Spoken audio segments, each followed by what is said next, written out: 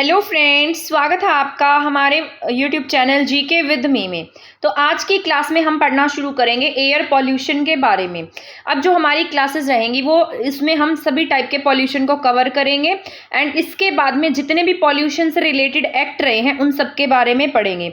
तो ये सब करने के बाद भी हमारी मोस्ट ऑफ ईवीएस कंप्लीट हो जाएगी एंड देन हम स्टार्ट करेंगे इकोलॉजी को। ठीक है, तो स्टार्ट कर देते हैं हमारी आज की क्लास। यहाँ पर मैंने इस तरीके से एयर पॉल्यूशन का कुछ टॉपिक लिखे हैं, यहाँ पर कुछ करंट टॉपिक्स भी लिखे हैं, किसके रीजंस क्या है, इसके प्रिवेंशंस क्या है, इसके लिए क्या क्या जो सरकार है उसने कदम उठाए हैं। तो इस तरीके से यहाँ पर मैंने इन सबको ऐड किया है कि AQI क्या होता है, NGT क्या है। तो ये सारी बातें यहाँ पर मैंने ऐड की हैं और ये आपके एग्जाम के पॉइंट ऑफ व्यू से जरूरी रहने वाली हैं। जो इंपॉर्टेंट पॉइंट्स है बस आपको इस वीडियो में वही देखने को मिलेंगे, आपको यहाँ पर कुछ भी एक्स्ट्रा नहीं पढ़ना पड़ेगा। और अगर आपको इसकी PDF चाहिए तो आप हमारा टेलीग्राम चैनल ज्वाइन कर सकते हैं। टेलीग्राम चैनल का जो लिंक है वो आपको हमारे डिस्क्रिप्शन बॉक्स में मिल जाएगा, कमेंट सेक्शन में मिल जाएगा। कमेंट सेक्शन में मैं उसे पिन कर दूंगी। तो स्टार्ट कर देते हैं एयर पॉल्यूशन। एयर पॉल्यूशन क्या होता है? ठीक है, एयर पॉल्यूशन जो है वातावरण में प्रेजेंट जितने भी जहरीले पदार्थ है या फिर जो एयर होती है, हमारी एयर में जितने भी जहरीले पदार्थ है, जितनी भी जहरीली गैसेज हैं जो उसमें मिक्स हो जाती है, जिसमें सांस लेना मुश्किल हो जाता है, जिससे बीमारियां फैल जाती हैं, तो वही क्या बन जाता है, किसका कारण बनता है? एयर पॉल्यूशन का कारण बनता है। एयर में प्रेजेंट जितने भी हार्मफुल केमिकल्स, हार्मफुल गैसेज होती हैं वो सभी क्या होती है हमारी यहाँ पर एयर पॉल्यूशन करती हैं। ठीक है, एयर में अब यहाँ पर कौन सी गैसेस पाई जाती हैं? एयर में यहाँ पर इस तरीके से नाइट्रोजन सबसे अधिक मात्रा में पाई जाती है, ये 78% है। ऑक्सीजन 21% पाई जाती है और कार्बन डाइऑक्साइड आपके 0.003% है। ठीक है, 0.003% कार्बन डाइऑक्साइड है। अगर इनके साथ मान लो ये जो गैसेस हैं ये क्या है, इनका एक तरीके का मतलब ये इतनी अमाउंट में हमारे एनवायरनमेंट में पाई जाती हैं। अगर हम क्या करते हैं, इनके साथ किसी प्रकार की कोई छेड़छाड़ करते हैं, यानी कि हम कुछ ऐसा क्रिएट करते हैं जिससे इन गैसेस की जो कोऑर्डिनेशन है वो बिगड़ जाता है, तो उससे क्या होता है, जो एनवायरनमेंट है उसमें पॉल्यूशन क्रिएट हो जाता है। इन्हें ही हम किस नाम से जानते हैं? एयर पॉल्यूशन के नाम से जानते हैं। अगर इसमें कोई इस तरीके के जो हानिकारक कंपोनेंट्स हैं वो बढ़ने लगते हैं तो किसका कारण बनते हैं? ये एयर पॉल्यूशन का कारण बन जाते हैं। तो आपको ये बातें याद रखनी है। ठीक है, इतना तो आपको भी पता होगा एयर पॉल्यूशन के बारे में। हम छोटी क्लासेस में होते हैं तब भी एयर पॉल्यूशन के बारे में पढ़ते आते हैं। एयर पॉल्यूशन किस तरीके से हो सकता है? ये फिजिकल और केमिकल और बायोलॉजिकल चेंज हो सकता है। इन गैसों से क्या हो सकता है? ग्लोबल वार्मिंग बढ़ सकती है, ग्रीन हाउस इफेक्ट भी बढ़ सकता है। मोस्ट ऑफ जितने भी पॉल्यूशन होते हैं उनसे ये global warming and green house effect बढ़ते हैं। अब इसके कॉजेस क्या हैं, किस वजह से एयर पॉल्यूशन होता है? यहाँ पर जिस तरीके से बर्निंग ऑफ फॉसिल फ्यूल्स है, यानी कि जब हम बहुत ज़्यादा मात्रा में जो ये फॉसिल फ्यूल्स हैं इनको बर्न करते हैं, जैसे जिस तरीके से पेट्रोलियम के पदार्थ हैं इनको जलाते हैं, इन जो बायो प्रोडक्ट्स हैं इनको जलाते हैं, धुआं वगैरह हो जाता है, तो उन वजह से क्या होता है? एयर पॉल्यूशन का खतरा बढ़ जाता है। ज़्यादा कोयले वगैरह का यूज़ करते हैं तो यहाँ पर burning of fossil fuels, petroleum पदार्थ के जलने से बड़ी मात्रा में एयर पॉल्यूशन क्रिएट होता है, क्योंकि जब ये पेट्रोलियम पदार्थ जब जलाए जाते हैं तो इससे बहुत बड़ी मात्रा में कार्बन मोनोऑक्साइड रिलीज होती है। तो ये क्या करती है? एयर को पॉल्यूट करने का काम करती है। इनके जलने से कार्बन मोनोऑक्साइड रिलीज होती है एंड देन क्या बन जाता है? ये एयर पॉल्यूशन का कारण बनता है। इसके बाद यहाँ पर जैसे ऑटोमोबाइल्स हैं, ऑटोमोबाइल जैसे जो आपके व्हीकल्स वगैरह हैं, जैसे ट्रक है, कार है, स्कूटर है, हैवी व्हीकल्स है, तो इनसे भी क्या होता है? बहुत अधिक मात्रा में विषैली गैसेस निकलती है, carbon monoxide, sulphur dioxide, carbon dioxide. तो ये carbon monoxide and sulphur dioxide इसका मेन रीजन है। ठीक है, तो जब ये ऑक्सीजन से रिएक्शन करती है एनवायरनमेंट में जाकर तो ये कार्बन डाइऑक्साइड बना देती है, जिससे ग्लोबल वार्मिंग होती है। ठीक है, तो ये और ग्रीन हाउस इफेक्ट बढ़ जाता है। तो ये ऑटोमोबाइल्स की वजह से भी आपका एयर पॉल्यूशन बढ़ता है। एग्रीकल्चर एक्टिविटीज जो है जैसे पराली जला देते हैं हम, क्योंकि हम उसमें फर्टिलाइजर्स का यूज कर रहे हैं, पेस्टिसाइड्स का यूज कर रहे हैं, फिर उस पराली को हम जलाते हैं तो जो पराली होती है वो मिट्टी प्लस एयर दोनों के साथ में क्या करती है? रिएक्शन करती है, जिससे क्या होता है? एयर पॉल्यूशन बन जाता है। ठीक है, तो एयर पॉल्यूशन का कारण बनता है ये। ठीक, तो आपको ये बात याद रखनी है। इसके बाद फैक्ट्रीज एंड इंडस्ट्री, आपको पता होगा इसका बहुत बड़ा रीजन माना जाता है फैक्ट्रीज एंड इंडस्ट्रीज, क्योंकि यहाँ से बहुत अधिक विषैली गैसेस क्रिएट होती है, जैसे कार्बन मोनोऑक्साइड है, हाइड्रोकार्बन है और ऑर्गेनिक कंपाउंड्स हैं। तो ये फैक्ट्री से और साथ साथ इंडस्ट्रीज से भी आपका जो एयर पॉल्यूशन है वो बनता है। माइनिंग एक्टिविटीज जैसे खनन वगैरह का काम है, उनसे भी आपके जो वायु प्रदूषण है वो देखने को मिलता है। डोमेस्टिक यूज है, जैसे हम पेंट वगैरह कर रहे हैं, कुछ केमिकल्स का हम यूज करते हैं, जैसे बारिश बारिश आती है तो बारिश आने के बाद वो एयर्स में क्रिएट हो जाता है, एयर में मिल जाती है जाकर, तो उससे क्या होता है, एयर पॉल्यूशन बनता है। इसके बाद है type of air pollution. Pollutions के जो टाइप है वो कितने तरीके के होते हैं, दो तरीके के पॉल्यूटेंट होते हैं, एक प्राइमरी पॉल्यूटेंट होंगे और एक सेकेंडरी पॉल्यूटेंट होते हैं। ठीक है, ये एग्जाम में पूछा भी गया है, मतलब प्रीवियस ईयर्स में पूछे गए हैं कि बताइए इसमें से प्राथमिक जो पॉल्यूटेंट है वो कौन सा है, द्वितीयक पॉल्यूटेंट कौन सा है, यानी कि प्राइमरी पॉल्यूटेंट कौन सा है, एंड देन सेकेंडरी पॉल्यूटेंट कौन सा है। तो यहाँ पर जो प्राइमरी पॉल्यूटेंट होते हैं ये डायरेक्टली इफेक्ट करते हैं एनवायरमेंट को, हमारे एनवायरमेंट को सीधा डायरेक्ट क्या करते हैं, इफेक्ट करते हैं। जैसे कार्बन मोनोऑक्साइड है, कार्बन डाइऑक्साइड है, जिससे ग्रीन हाउस गैसेस को इफेक्ट पड़ता है, ग्लोबल वार्मिंग बढ़ती है, जिससे क्लाइमेट चेंज होता है। मैंने कल की क्लास में आपको क्लाइमेट चेंज पढ़ाया था जो आपकी डिजास्टर मैनेजमेंट के लिए जरूरी है। ठीक है, इससे नेक्स्ट क्लास में मैं आपको मैन मेड डिजास्टर के बारे में पढ़ाऊंगी, उसमें कुछ ही टॉपिक्स हैं जो आपको पढ़ने हैं। ठीक है, मैन मेड में, तो वो मैं आपको कराऊंगी नेक्स्ट क्लास में। जैसे लकड़ी जलाने से carbon monoxide, carbon dioxide, methane, sulphur dioxide, ये सभी क्या करते हैं, डायरेक्ट इफेक्ट कर देते हैं हमारे एनवायरनमेंट को, तो इसलिए हम इन्हें क्या कहते हैं, प्राइमरी पॉल्यूटेंट्स के नाम से हम इन्हें जानते हैं। अब सेकेंडरी पॉल्यूटेंट जो इनडायरेक्टली इफेक्ट करते हैं, जो किसी न किसी के साथ रिएक्शन बनाते हैं एंड देन हमारे एनवायरनमेंट को क्या करते हैं, इफेक्ट करते हैं, वो सीधे हमारे एनवायरनमेंट में चले जाते हैं और उसे इफेक्ट करते हैं। ये किसी न किसी के साथ रिएक्शन करते हैं। जैसे O3 है, O3 जो ऑक्सीजन के अलग अलग परमाणुओं से, 3 परमाणुओं से मिलकर बना है, जैसे O3 है। ठीक है, स्मोग है, धुआं है, ये किससे मिलकर बनता है, धुएं से और फोग से, तो दोनों का मिक्सचर है, इन दोनों के साथ जब रिएक्शन होती है तब स्मोक बनता है, तो ये क्या कहलाता है, सेकेंडरी पॉल्यूटेंट कहलाता है। तो यहाँ पर दो तरीके के पॉल्यूटेंट्स पढ़े हमने, एक प्राइमरी पॉल्यूटेंट है, एक सेकेंडरी पॉल्यूटेंट है। प्राइमरी पॉल्यूटेंट हमारे एनवायरनमेंट को डायरेक्टली इफेक्ट करता है और सेकेंडरी पॉल्यूटेंट हमारे एनवायरनमेंट को इनडायरेक्टली इफेक्ट करता है। इसके बाद है क्लासिफिकेशन ऑफ पॉल्यूटेंट्स। जो पॉल्यूटेंट्स होते हैं ये इनको अलग अलग तरीके से यहाँ पर क्लासिफाइड किया गया है। जैसे पार्टिकल की फॉर्म में भी होते हैं और गैसेस की फॉर्म में होते हैं। जब पार्टिकल की फॉर्म में होंगे तो कोई ना कोई, जिस तरीके से कोई मेटल होगी, जैसे लेड है, शीशा है, फ्लाई ऐश है। ठीक है, फ्लाई ऐश जो ये फैक्ट्री से, चिमनियों से जो राख निकलती है और जो उड़कर हमारे एनवायरनमेंट में मिल जाती है वो फ्लाई ऐश होती है। जैसे मेटालिक ऐश है जो मेटल्स वगैरह से क्रिएट होती है, ऐश जो राख निकलती है। नैनो पार्टिकल्स है, मतलब बहुत छोटे पार्टिकल्स जिन्हें हम नहीं देख पाते हैं, जो हमारे एनवायरनमेंट में मिल जाते हैं, हमारी एयर में मिल जाते हैं और हमारे स्वास्थ्य को बुरी तरीके से प्रभावित करते हैं। गैसेस के फॉर्म में जैसे कार्बन डाइऑक्साइड है, CFC है, कार्बन मोनोऑक्साइड है, सल्फर डाइऑक्साइड है, तो ये सभी गैसेस के फॉर्म में हमें इफेक्ट करते हैं और ये हमें पार्टिकल्स के फॉर्म में इफेक्ट करते हैं। जैसे ये लेड है, लेड हमारे नर्वस सिस्टम को इफेक्ट करता है, इससे हमें किडनी की डिजीज हो जाती है, हमारा इंटेलिजेंसी जो है, हमारा ब्रेन जो है, इसको इफेक्ट होता है। और गैसियस पोल्यूटेंट में जैसे कार्बन मोनोऑक्साइड है, ये हाईली टॉक्सिक कहा जाता है, ये पॉइजनिंग क्रिएट करता है। मतलब जिस तरीके से आपने बहुत बार न्यूज़ में भी पढ़ा होगा कि बहुत सारे किसी ने मतलब रात को वो जो भट्टी जलाकर अपने कमरे में रख दी और उसका कमरे को बंद कर दिया और उससे दम घुटने से उसकी क्या हो गई, मौत हो गई। तो इसलिए हाईली टॉक्सिक है। इसमें क्या होता है, दम घुटकर ये दम घोटो है, हमारा जो ब्लड है ना, ब्लड को क्या कर देती है, ये ब्लड जो है उसका सर्कुलेशन नहीं होने देती और उस वजह से क्या हो जाती है, मौत भी हो जाती है। तो कार्बन मोनोऑक्साइड जो है बहुत अधिक खतरनाक मानी गई है, पॉइजनिंग क्रिएट करती है। जब कोयला, फॉसिल फ्यूल अच्छे से नहीं जलता है तो ये रिलीज होती है। तो कार्बन मोनोऑक्साइड तब रिलीज होगी जब कोई भी पदार्थ अच्छे से नहीं जल पाएगा। Reduce the O2 level, carbon, ये आपको नहीं पढ़ना है। ठीक है, इसके बाद है कार्बन डाइऑक्साइड। कार्बन डाइऑक्साइड जो है ये हैवी होती है, एयर से ज़्यादा हैवी होती है। जैसे आग से, फायर से, वोल्केनो से, तब जब आग लग जाती है तो बहुत बड़ी मात्रा में कार्बन डाइऑक्साइड रिलीज होती है। इस जब मतलब वोल्केनो वगैरह होते हैं, वोल्केनिक की घटना होती है, ज्वालामुखी की घटना होती है, तब भी कार्बन डाइऑक्साइड बहुत अधिक मात्रा में रिलीज होती है।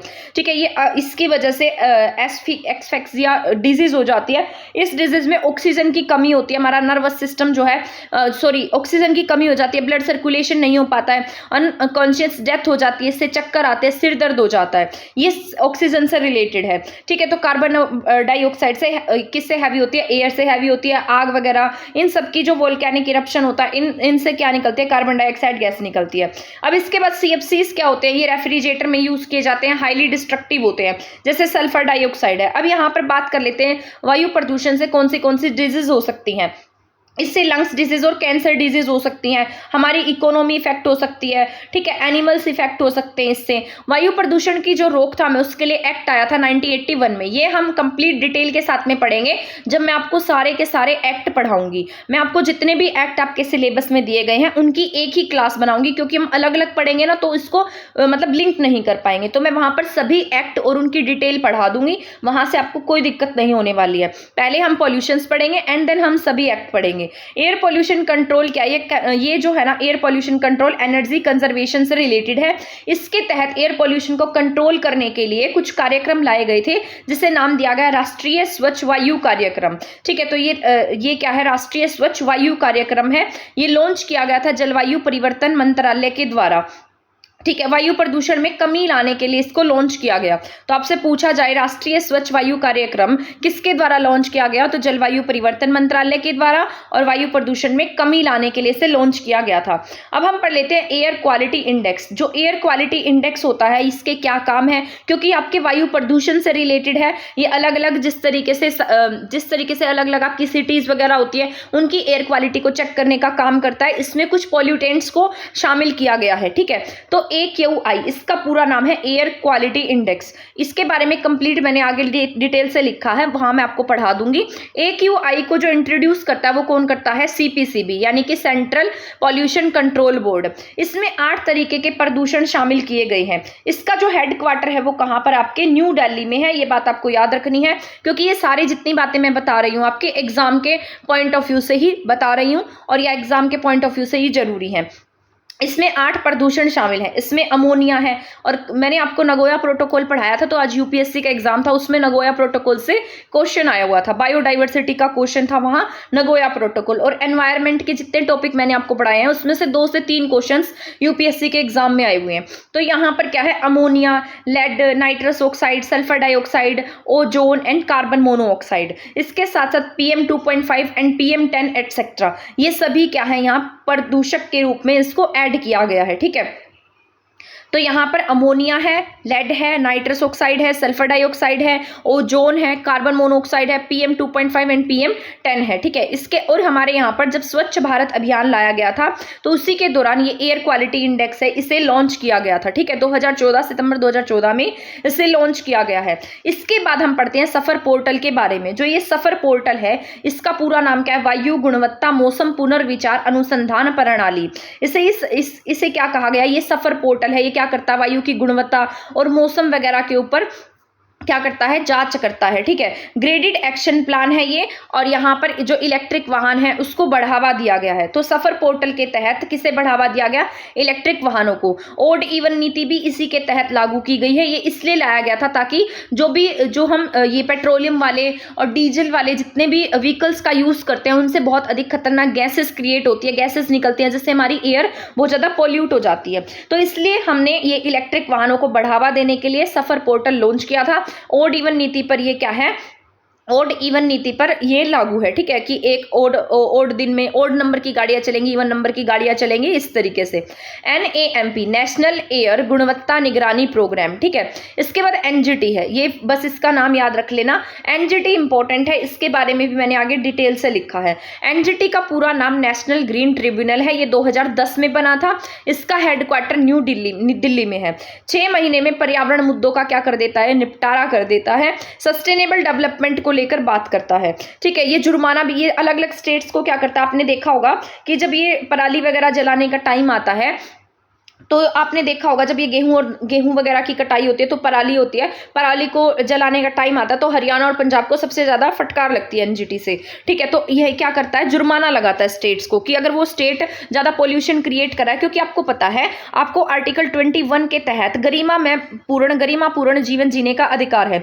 तो जब आर्टिकल 21 के तहत आप गरिमा पूर्ण जीवन जीने का अधिकार है तो आपको स्वच्छ वायु में जीने का भी अधिकार है। तो इसी के तहत जो NGT है वो क्या करता है, स्टेट्स को फटकार लगाता है, उन्हें जुर्माना भी लगा सकता है। अब यहां पर मैंने AQI के बारे में कुछ बातें लिखी हैं जो आपके एग्जाम के पॉइंट ऑफ व्यू से जरूरी रहने वाली हैं। ज्यादा लेंथी क्लास नहीं होगी आपकी, और मतलब इसमें सभी एग्जाम के पॉइंट ऑफ व्यू से ही आपको पढ़ाया जाएगा। ठीक है, AQI क्या है, ये CPCB जो AQI है इसको किसने इंट्रोड्यूस किया है, सेंट्रल पॉल्यूशन कंट्रोल बोर्ड ने। सभी पोल्यूटेंट की गणना करता है ये। वैसे तो जितने भी पॉल्यूटेंट्स हैं ना सबकी 24 घंटे पर गणना करता है ये। ठीक है, बट यहाँ पर 2 गैसेस ऐसी हैं जिनकी गणना 8 घंटे पर होती है, जैसे कार्बन मोनोऑक्साइड है और यहाँ पर ओजोन है जो 8 घंटे पर औसत इनकी गणना करती है। गैसेस की अलग अलग तरीके से गणना होती है, जैसे 24 घंटे में कितनी गैसेस कब रिलीज हुई हैं, तो ये किस में होती है, ये सभी गैसेस 24 घंटे, और यहाँ कार्बन मोनोऑक्साइड और ओजोन के लिए 8-8 घंटे में इसकी गणना की जाती है। 100 से नीचे का जो IQ है उसकी वैल्यू अच्छी नहीं मानी गई है। ठीक ठीक है। यहाँ पर AQI जो इंडेक्स है ना, AQI में अलग अलग क्या होते हैं, जिस तरीके से अलग अलग वैल्यू निर्धारित की गई है कि इतने AQI की जो एयर है वो अच्छी होगी, इससे नीचे की जो AQI है वो बेकार होगी। तो इस तरीके की कुछ क्वालिटी जो है, मतलब कुछ वैल्यू जो है वो निर्धारित की गई है। ठीक है, तो मैं यहाँ पर वो जो लिस्ट थी ना वो लगानी भूल गई हूँ। इस PDF में मैं आपको ऐसे ही बता देती हूँ, आप नोट कर लीजिएगा कि यहाँ पर आप 0 से अगर 50 है, अगर यहाँ पर एयर क्वालिटी इंडेक्स 0 से 50 है तो वो बहुत गुड कैटेगरी का होगा, मतलब अच्छा होगा। तो यही बात मैंने लिखी है, 100 से नीचे जो है उसकी AQI वैल्यू क्या होती है, अच्छी होती है। अगर 51 से 100 के बीच में है तो वो कैसा है, सेटिस्फैक्ट्री है। तो आप इसको लिख लीजिएगा, एक बार मैं यहाँ पर लिख ही देती हूँ। यहाँ पर क्या है, अगर 51 से 100 के बीच में है तो वो कैसा है, सेटिस्फैक्ट्री है, यानी कि सही है, सेटिस्फैक्ट्री है। ठीक है, तो आपको ये लिख लेना है कैसा है, सेटिस्फैक्ट्री है। इसके बाद अगर 101 से 200 के बीच में है तो वो मॉडरेट है, यानी कि ना ज़्यादा बुरा है और ना ही ज़्यादा अच्छा है, तो मॉडरेट होगा ये। ठीक है, तो ये कैसा है, मॉडरेट है। अगर 21 से 300 के बीच में अगर AQ वैल्यू आती है, 201 से 300 के बीच में AQ वैल्यू आती है तो वो पुअर है। ठीक है, तो कैसा होगा, पुअर होगा। अगर 301 से 400 के बीच में है तो वेरी पुअर है, और 401 से 500 के बीच में है तो सर्वर है, यानी कि बहुत बेकार है, उसमें हमारे लिए बहुत खतरा पैदा हो सकता है। ठीक है, तो 0 से 50 वाला क्या है, गुड है। 51 से 100 वाला सेटिस्फैक्ट्री है। 101 से 200 वाला मॉडरेट होगा। ठीक है, और 201 से 300 वाला पुअर होगा। 301 से 400 वाला वेरी पुअर होगा, एंड 401 से 500 का सर्वर होगा। तो ये बातें आपको याद रख लेनी है। ये जो लिस्ट सी थी ना, मैं इसको PDF में लगाना भूल गई, तो मुझे अब याद आया कि मैंने इसको नहीं लगाया है। ठीक है, तो यहाँ पर आप नोट कर लेना। अब इसको वायु गुणवत्ता मापने के लिए यहाँ पर इन्हें PM2.5 एंड PM10 का यूज किया जाता है। ये सबसे ज्यादा खतरनाक, इसमें से जो सबसे ज्यादा खतरनाक है 2.5 वाला है। ठीक है, मतलब ये इतने स्मॉल पार्टिकल होते हैं जिसे हम नहीं देख पाते हैं, जो हमारे एनवायरमेंट में, हमारी एयर में शामिल हो जाते हैं और हमारे लिए खतरा पैदा करते हैं। तो ये जितना स्मॉल साइज होगा ना उतना ही ज्यादा खतरनाक है ये। तो PM2.5 जो है वो बहुत ज्यादा हार्मफुल होता है ह्यूमन हेल्थ के लिए। ठीक है, तो इसके बाद यहाँ पर इसके किस में मापा जाता है, माइक्रोग्राम पर मीटर क्यूब में इसकी यूनिट है ये PM का मतलब क्या होता है कि हमारा जो एयर है, एयर में जितने भी सॉलिड पार्टिकल है, साथ साथ जितनी भी लिक्विड बूंदे हैं, उन दोनों का जो मिश्रण होता है उसे ही हम PM के नाम से जानते हैं। ठीक है, इनमें से कुछ ऐसे पार्टिकल होते हैं जिन्हें हम आंखों से देख पाते हैं, और कुछ ऐसे पार्टिकल होते हैं जिन्हें देख पाना मुश्किल होता है, जिन्हें माइक्रोस्कोप की हेल्प से देखना पड़ता है। तो जितना कम यहाँ पर नंबर होगा उन्हें माइक्रोस्कोप से देखना पड़ेगा, वो हमारे लिए उतने ही ज्यादा हार्मफुल होंगे। तो सबसे ज्यादा हार्मफुल P2.5 माना गया। PM2.5 इज वेरी हार्मफुल, और PM10 भी बहुत हार्मफुल है। ठीक है, तो इन दोनों को बहुत ज्यादा हार्मफुल माना गया है। AQI लॉन्च किया गया था 17 सितंबर 2014 को। ठीक है, न्यू दिल्ली में। कब लॉन्च किया गया है, ये 2014 में से लॉन्च किया गया है। प्रकाश जावड़ेकर के द्वारा इसे लॉन्च किया गया। ठीक है, प्रकाश जावड़ेकर उस समय जो आपके वन, पर्यावरण और जलवायु मंत्रालय के मंत्री थे, तो उनके द्वारा इसे लॉन्च किया गया। ठीक है, 17 सितंबर 2014 को। इसके बाद AQI के मामले में आपका जो AQI है 2022 में इसी की रिपोर्ट आई थी। तो उस 2022 की रिपोर्ट के अकॉर्डिंग जो आपका गुरुग्राम है, हमारे हरियाणा का जो गुरुग्राम है, वो सबसे खराब AQI है उसकी। पूरे एशिया में सबसे खराब AQI पूछता है तो गुरुग्राम की जो AQI है वो सबसे अधिक खराब है। सेकंड पर आपका रेवाड़ी धारूवेड़ा आता है। ठीक है, तो दोनों ही हमारे हरियाणा के हो गए हैं। और अब की बार ये बात भी रही है कि जो दिल्ली है ना, वो टॉप 10 प्रदूषित शहरों की सूची में शामिल नहीं है। पहले आपने देखा होगा कि पहले जो लिस्ट आती थी उसमें दिल्ली टॉप पर रहता था। दिल्ली की जो ये एयर वगैरह वो बहुत ज्यादा खराब रहती थी। तो इस बार दिल्ली जो है वो टॉप 10 बेकार लिस्ट में नहीं है, तो उसमें हमारा गुरुग्राम आ गया है। गुरुग्राम के साथ साथ रेवाड़ी भी है। तो ये AQI के बारे में था जिसे आपका पढ़ना जरूरी है। इसके बाद हम पढ़ते हैं NGT के बारे में। जो NGT है वो आपका बहुत इंपॉर्टेंट है। NGT की स्थापना 18 अक्टूबर 2010 को की गई थी। ये क्या करता है, जो पर्यावरण से रिलेटेड मुद्दे होते हैं उन्हें सुलझाने का काम करता है। यही मैंने आपको बताया था कि आर्टिकल 21 में हमें गरिमा में जीवन जीने का अधिकार है, जिसमें क्या होता है कि हमें अच्छी वातावरण मिले, अच्छा एनवायरनमेंट मिले, अच्छी वायु मिले, हमारा स्वास्थ्य अच्छा हो। तो इसीलिए NGT बनाया गया। NGT का जो अध्यक्ष है उनका नेम है आदर्श न्यायमूर्ति आदर्श कुमार गोयल। ये इसके तीसरे अध्यक्ष हैं अब तक के। ठीक है, जो अध्यक्ष बनते हैं और इसके सदस्य होते हैं उनका कार्यकाल 5 वर्षों का होता है। इसमें एक अध्यक्ष होंगे, साथ साथ एक न्यायिक सदस्य होते हैं और एक स्पेशल सदस्य होते हैं। इनके जो अध्यक्ष बनते बनते हैं, यानी कि जो न्यायमूर्ति आदर्श कुमार गोयल हैं, इनकी जो नियुक्ति है वो सीजीआई के द्वारा की जाती है। तो आपको ये बातें याद रखनी है। एनजीटी का हेडक्वार्टर कहाँ पर है? न्यू दिल्ली में है। ठीक, तो यहाँ पर ये संवैधानिक बॉडी नहीं है, यानी कि संविधान में इसका जिक्र नहीं है, संविधान में इसके लिए कोई आर्टिकल नहीं है। इसमें इसके लिए जो नियम बनाया गया, एक संसद ने क्या बनाया, इसके लिए एक्ट बनाया है और एक्ट 2010 के तहत ही इसे क्या किया गया, लागू किया गया, बनाया गया है। एनजीटी वैसे बाध्यकारी होता है, इसकी सलाह को माना ही जाएगा, बट स्टेट्स क्या कर सकती हैं, इसके लिए सुप्रीम कोर्ट में चुनौती भी दे सकती है। 90 डेज के भीतर सुप्रीम कोर्ट में इसके फैसले को चुनौती दी जा सकती है। सबसे पहले ऑस्ट्रेलिया था, फिर न्यूजीलैंड, जिसने अपने यहाँ पर पर्यावरण न्यायालय स्थापित किया या एनजीटी स्थापित किया। तो ऑस्ट्रेलिया क्या है, फर्स्ट कंट्री है जिसने अपने यहाँ पर एनजीटी को लागू किया। न्यूजीलैंड सेकंड कंट्री है, उसके बाद इंडिया जो है हमारी थर्ड कंट्री है जिसने पर्यावरण न्यायालय स्थापित किया है। इसके अलावा एनजीटी का जो मुख्यालय, मेन जो हेडक्वार्टर है वो तो आपका दिल्ली में है, ठीक है, लेकिन इसके अलावा इसके संस्थान, मेन जो संस्थान है वो भोपाल में भी है, ठीक है, भोपाल के साथ साथ पुणे में है, पुणे के साथ कोलकाता में है और कोलकाता के साथ साथ चेन्नई में है। तो ये बातें आपको याद रख लेनी है, ठीक है, ये आपके एग्जाम के पॉइंट ऑफ व्यू से जरूरी रहेंगी जितनी भी बातें मैंने आपको बताई हैं। इसके बाद यहाँ पर आर्टिकल 48A जो है, यहाँ पर जो आर्टिकल 48 है ये किसकी बात करता है, पर्यावरण की बात करता है, ठीक है। 51A में क्या कहा गया है, ये हमारी मौलिक ड्यूटी बताई गई, ये राज्यों को कहा गया है, ठीक है। 48 में राज्यों को निर्देश दिए गए हैं कि वो अपने यहाँ पर पर्यावरण वगैरह से रिलेटेड काम करेंगे, वहाँ की एयर क्वालिटी को अच्छा रखेंगे, उनके हेल्थ पर ध्यान देंगे। इसके तहत हमारी भी मौलिक ड्यूटी बताई गई है। 51A में क्या बताया गया है, ये अब हमारे कर्तव्य बताए गए हैं कि भारत के जितने भी नागरिक हैं जिस तरीके से पेड़ लगाएंगे, वनों की सुरक्षा करेंगे, झीलों की सुरक्षा करेंगे, जीवों के प्रति दया भाव रखेंगे, तो ये सब किसमें कहा गया है, 51A में। तो आपको 3 आर्टिकल याद रखने हैं, 21, 48A एंड देन 51AG, ठीक है। तो ये तीनों बातें आपको याद रखनी है क्योंकि आपके पर्यावरण से रिलेटेड है, ठीक है। यहाँ पर आर्टिकल 253, जो आर्टिकल 253 है, इसके तहत हमने क्या बनाया, वायु प्रदूषण एक्ट 1981 बनाया है। तो ये एक्ट मैं आपको पढ़ाऊंगी, मैंने आपको भी बताया भी है। तो 253 के तहत हमने यहाँ क्या बना दिया, एक्ट बना दिया, जिसके थ्रू क्या किया जा सके, जो एयर क्वालिटी वगैरह है उसको अच्छा किया जा सके, और जो भी स्टेट मतलब इस तरीके का जो पॉल्यूशन क्रिएट करता है उन्हें फटकार लगाई जा सके, उन पर नियम लागू किए जा सके, ठीक है। 1972 में UNCED फर्स्ट आया था, इसके बारे में तो आप जानते ही होंगे, मैंने बहुत बार पढ़ा दिया आपको इसके बारे में।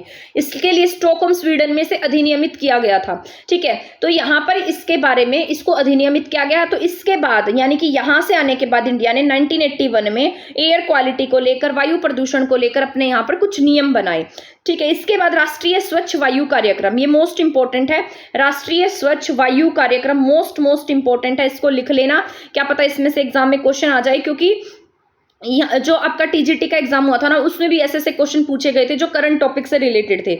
ऐसा नहीं हो कि आप सभी पुराने टॉपिक्स कर जाएं और आपको एग्जाम में न्यू टॉपिक देखने को मिले, करंट देखने को मिले और आप उसको सॉल्व ना कर पाए, ठीक है। तो जो ये आपका राष्ट्रीय स्वच्छ वायु कार्यक्रम है, ये 2019 में लॉन्च किया गया है। कब लॉन्च हुआ, 2019 में से लाया गया। इसमें सभी को एक साथ लाने की रणनीति थी। इसमें 102 नॉन अटेनमेंट सिटी के तहत जो वायु गुणवत्ता है उसको सुधारने की बात कही गई थी। इसमें जो मतलब ये इसमें वो वाली सिटी शामिल थी जो लगातार 5 साल तक अपने यहाँ पर PM10 एंड जो नाइट्रस ऑक्साइड है इनके लिए national ambient air quality standard को पूरा करने में विफल रही थी। यानी कि इसके तहत कुछ इनकी लिमिट्स थी कि आप अपने यहाँ पर एयर की जो क्वालिटी है उसको सुधारो, उसमें विफल रही थी। उसके तहत यहाँ पर 102 नॉन अटेनमेंट सिटी को सुधारने की बात कही गई। इसी के तहत आपका जो स्मार्ट सिटी प्रोजेक्ट है वही लाया गया था। यहाँ पर 102 शहरों को चुना गया था, इसमें से 43 स्मार्ट सिटीज को बनाया गया, ठीक है। 43 स्मार्ट सिटी इसका हिस्सा रही। 2024 तक हमने क्या कहा है कि हम यहाँ पर जो PM 2.5 है और PM10 है उसको यहाँ पर 25 से 30% तक क्या कर देंगे, कम कर देंगे, ठीक है। तो 25 से 30% तक कम करने का काम हमने कब तक रखा, 2024 तक रखा है। और इसमें PM10 की बात कही गई है एंड देन PM 2 यहाँ पर 5 की बात की गई है, ठीक है। तो आपको ये बातें याद रखनी है। तो ये कार्यक्रम है कब आया है, 2019 में आया है। जलवायु परिवर्तन मंत्रालय के द्वारा इसे लॉन्च किया गया है, वन पर्यावरण और जलवायु परिवर्तन मंत्रालय। इसी के तहत ग्रीन वुड्स डीड्स कार्यक्रम लाया गया, यह भी आपके एनवायरमेंट से रिलेटेड है। 2018 में आया था, पर्यावरण के प्रति जागरूकता लाने के लिए इसे लाया गया।